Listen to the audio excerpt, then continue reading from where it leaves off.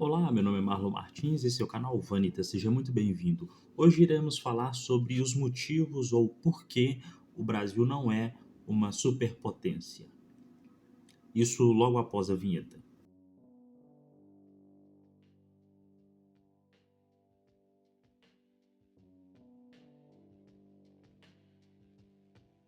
Pois bem, quando analisamos o Brasil e todas as suas características, nós nos remontamos a território vasto, grandes recursos naturais, minerais, biodiversidade, biomas dos mais distintos. Pensamos em grande população, num território vasto, num PIB robusto, e mesmo assim o Brasil não é uma superpotência, ou uma potência.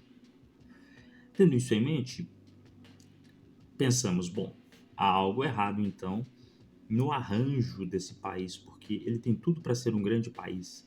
Ele é celeiro do mundo, ele tem setores aqui e ali que são muito bons e que estão na fronteira do conhecimento, mas mesmo assim o Brasil não é uma grande potência.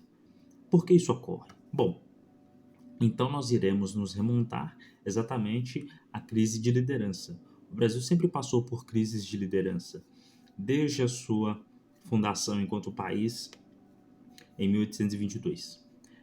Desse ponto até o momento presente, há crise de liderança no Brasil.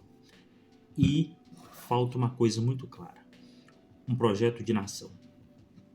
O Brasil, com seus fundadores, não estabeleceu um plano, um espírito, um ethos que fosse duradouro. Houve interesses mesquinhos desde o início, houve cabos de guerra institucionais, políticos desde o início, o que dificultou indiscutivelmente que se consolidasse um espírito de nação, um projeto de nação. Quem o Brasil quer ser? O Brasil quer ser o maior país do mundo, o mais poderoso? Quer ser o país mais poderoso das Américas? O Brasil quer ser referência em convívio de grupos étnicos distintos? O que o Brasil quer ser? O Brasil quer ser o quê? E isso ficou muito aquém. No século XX, autores como Sérgio Buarque de Holanda, Gilberto Freire, Caio Parado Júnior tentaram desenvolver teoricamente o que seria o brasileiro ou o que seria esse país. Mas ainda assim, isso não se consolidou em toda a sociedade. Por que digo isso? Quando olhamos para os Estados Unidos da América e o projeto desenvolvido pelos pais fundadores, pelos peregrinos quando chegaram naquele território que viria a ser as 13 colônias, e depois os pais fundadores, houve na fundação daquele país, na Constituição que elaboraram, um plano do que seria aquela nação. E quando ela crescesse e aumentasse a complexidade dela, os princípios que a estabeleciam não se romperiam. Isso fez com que os Estados Unidos da América tivesse, desde o início até hoje, presidentes eleitos democraticamente. Teve uma guerra civil, é verdade, mas teve presidentes eleitos desde o início da sua história até aqui. Isso não foi rompido. Os Estados Unidos foi uma democracia completamente funcional. Hoje enfrentam problemas e crises, mas até agora não houve interrupção disso. Os Estados Unidos teve presidentes eleitos em toda a sua história. Pois bem, o Brasil, entretanto, não. O Brasil passou por várias fases. Teve o Império, que ruiu. Teve a República Velha, que ruiu. Você teve a Era Vargas, que ruiu. Você teve os Anos Dourados, que ruíram. E você teve o regime militar, que ruiu. Estamos na Nova República e, ao que tudo indica, ela também irá ruir. Então você teve 6 arranjos na história do Brasil, e o Brasil é um país jovem. Ou seja, em um pouco mais de 200 anos de história, você teve 6 arranjos diferentes para o Brasil, e nenhum deles foi meritório. É evidente que hoje a nossa Constituição ela é duradoura, mas se eu não me engano, no meu último vídeo eu falei sobre os problemas da nossa Constituição. Se não foi no último, foi no penúltimo. Confira aí no canal. E nós verificamos que esse arranjo com essa Constituição duradoura, que tem sido quase a finalista, se considerarmos o Império, né? Se não considerarmos, ela já é vencedora. Ainda assim, ela tende a chegar ao ápice da caducidade e terá que ser mudada de novo. Bom, tudo isso é complicado. E aqui eu fiz um breve apanhado de tudo isso. O problema do Brasil está na falta de um ethos e de um projeto de nação e na descontinuidade. Veja, o Brasil foi um império. Talvez aquele argumento de que as pressões dos vizinhos e da esfera internacional de fato fizessem com que o Brasil deixasse de ser monarquia. Tudo bem. Mas após a monarquia surgiu um novo arranjo, a República Velha. Ela tinha muitos problemas. Era oligárquica, corrupta, patrimonialista, mas era um arranjo que se estabeleceu.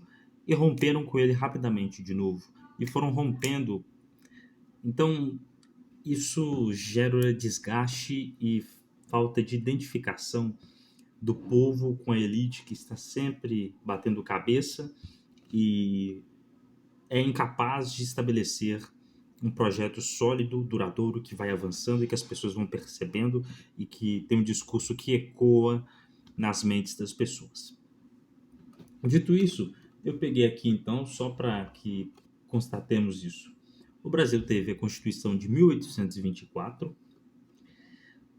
que é a Constituição da fundação do Brasil. 2 anos depois que o Brasil se torna independente, é estabelecida uma Constituição de forma autoritária por Dom Pedro I. Depois tivemos a Constituição de 1891, que foi a Constituição da República Velha, com Deodoro da Fonseca.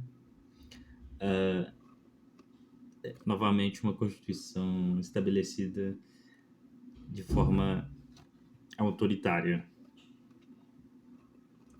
Depois nós tivemos a Constituição de 1934,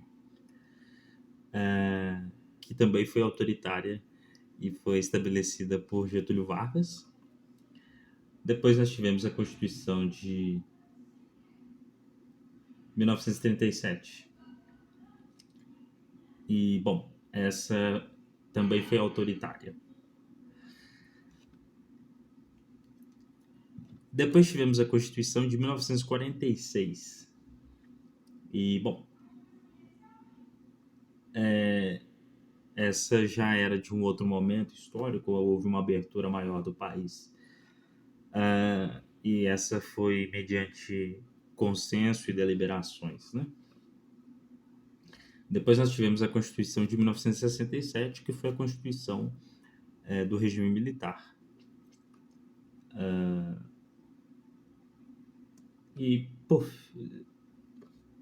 Depois nós tivemos a Constituição de 1969,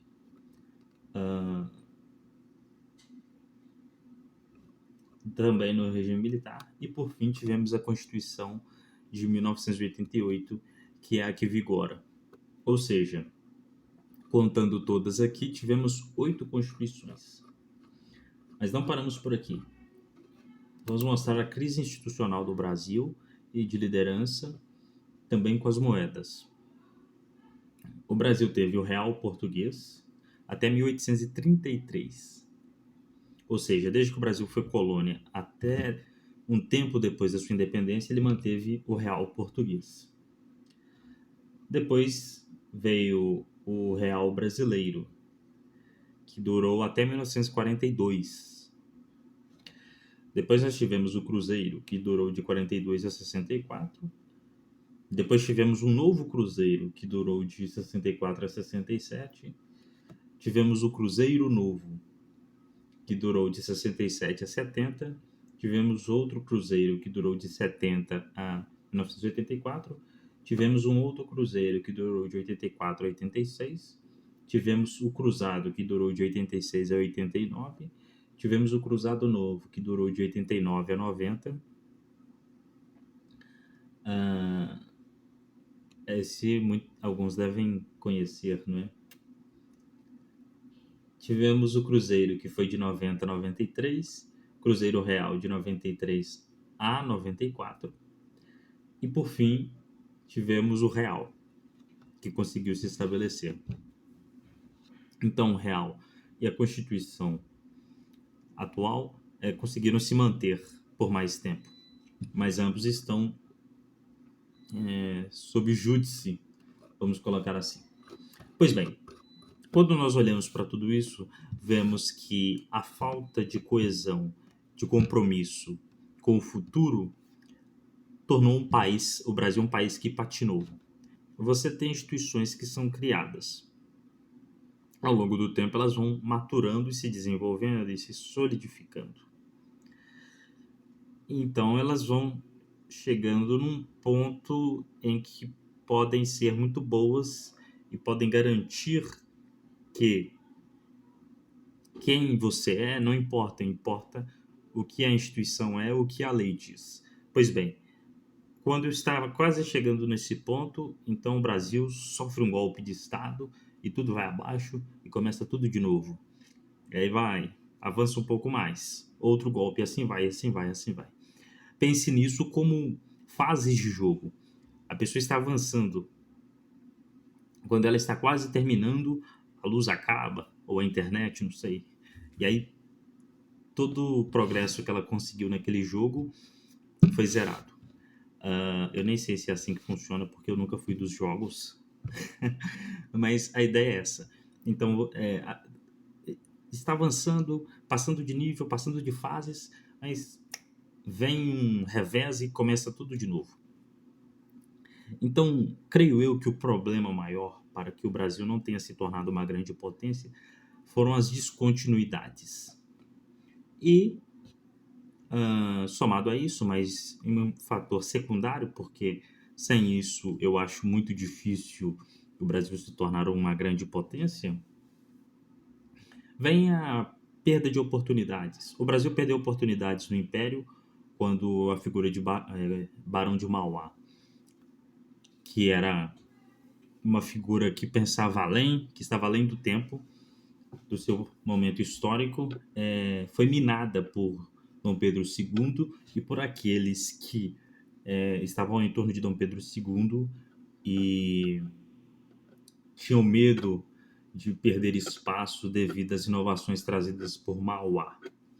Depois nós temos a Primeira Guerra Mundial, onde o Brasil poderia ter investido mais naquele momento e ter obtido dividendos como os Estados Unidos da América, assim como na Segunda Guerra Mundial. O Brasil não desenvolveu o programa nuclear. O Brasil não aproveitou todo o seu litoral para desenvolvimento de portos. O Brasil não desenvolveu uma malha ferroviária, cometeu o equívoco de investir em rodovia quando ele ainda não tinha uma malha ferroviária completa. Então, todas essas perdas de oportunidade fizeram do Brasil o país que nós temos hoje. Ao mesmo tempo, tem aquela velha questão associada ao patrimonialismo e à corrupção e ao caciquismo regional que inviabiliza que essa sociedade se integre por completo, que as pessoas sejam emancipadas e possam trabalhar, desenvolver, e cada um no seu setor, que vão se resvalando, se integrando, possam fazer o Brasil se desenvolver como nação. Tudo isso somado são impeditivos para que o Brasil seja uma grande potência. Então, o problema não está nos nossos 2, 3, 4, 5 últimos governantes. Não, o problema está lá atrás e foi se arrastando e se virando uma bola de neve. É muito difícil resolver a situação do Brasil. Não é fácil. Existem proponentes a isso, mas eles enfrentaram um grande desafio. E, bom, essa é a bola de neve essa é a minha visão, essa é a minha opinião, e eu gostaria de ouvir você que viu esse vídeo até aqui. Se você viu, se você gostou, eu peço a você que continue essa discussão aqui nos comentários, porque esse é um assunto que muito me agrada. Muito me agrada cenários ucrônicos e histórias alternativas. Como seria se o Brasil fosse uma potência de fato? Como seria o papel do Brasil nas tomadas de decisão? Como seria a sua relação com os Estados Unidos, com a China, com a União Europeia?